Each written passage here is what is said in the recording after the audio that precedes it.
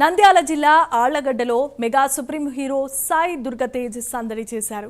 అహోబిలంలో లక్ష్మీ నరసింహస్వామిని దర్శించుకున్న ఆయన దర్శనం అనంతరం ఆలయ అర్చకులు సాయి దుర్గతేజ్కు స్వామివారి తీర్థ ప్రసాదాలను అందించారు. నరసింహస్వామి వారిని దర్శించుకోవటం చాలా ఆనందంగా ఉందని సాయి దుర్గతేజ్ అన్నారు. యువత బైక్పై వెళ్లేటప్పుడు హెల్మెట్ తప్పకుండా ధరించాల్సిందిగా సూచించారు. పెదమామయ్య ఆయన చిరంజీవితో నటించాలని ఎదురు చూస్తున్నట్లు సాయి దుర్గతేజ్ తెలిపారు.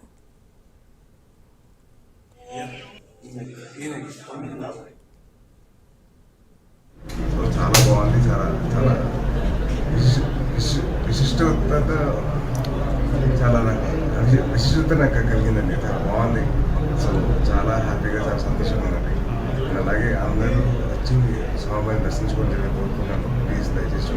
నెక్స్ట్ మూవీ రాబోతుంది సార్?